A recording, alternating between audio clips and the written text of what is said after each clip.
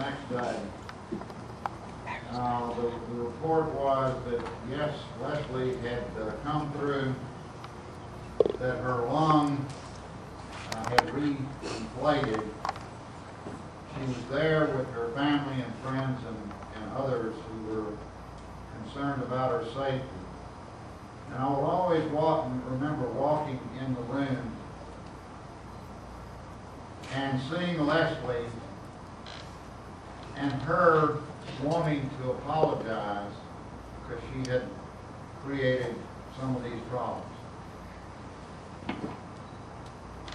Sometimes we're very, very callous in regard to our law enforcement and our emergency personnel who do such outstanding jobs.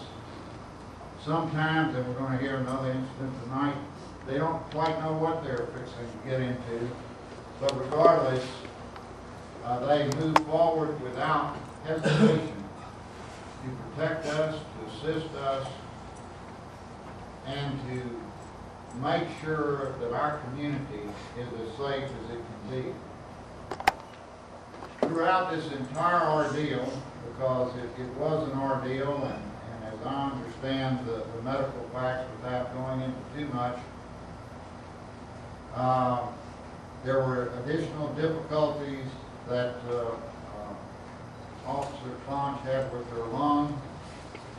There were some additional anxious moments. I remember asking Leslie how she felt, and the only thing that she would really be honest with me about was it was pretty painful.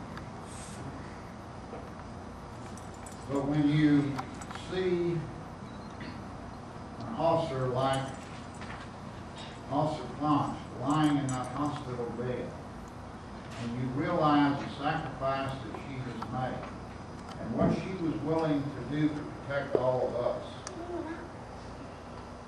you realize how fortunate we are to have people who are so outstanding, who do not look towards their own personal safety, but to that of others,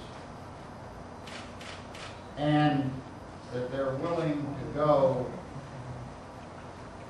as far as it takes, including sacrificing their own safety and even possibly their lives to protect us. I have watched and communicated some with Leslie, but I know she's had a difficult recovery period. She's had to go through rehabilitation. There are obviously some psychological aspects to that you don't get over in 15 minutes, maybe 15 months, or maybe 15 years. But you see before you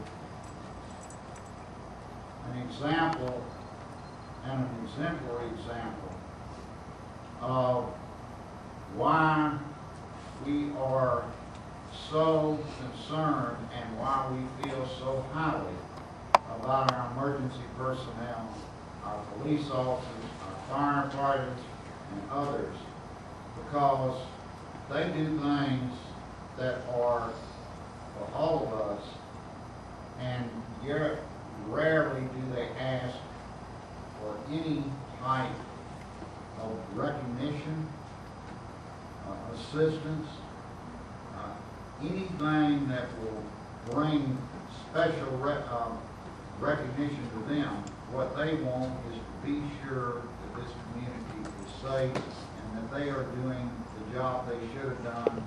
And even under such terrible circumstances as Leslie encountered,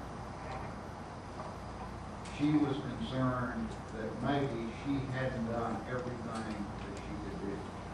I will just tell you, this is something, and Leslie is someone, not just a police officer, not just a nameless public servant, but a human being that we are so fortunate to have as a member of this city's community.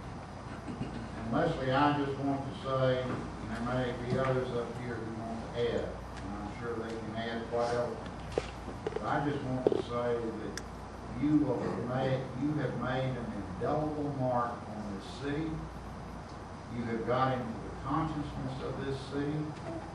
I have had literally hundreds of people ask about your welfare, and regardless of what occurs in the future, we will always remember you for not only that outstanding playback and these two gentlemen that assisted you, but we will remember that you were someone that exemplified what a public servant, an emergency responder should be and do and act. And you've done that with great pride and distinction, and for that, this city will always be very proud of you, and this council is most gratified and to have the honor to present you and to recognize you for all of these people. And I think it's only fitting that maybe some of them are here to see candidates or other items on the agenda, but I think it's only fitting that we see you and people get to recognize the person that you are and what you did to protect this city and their safety. And we thank you very much.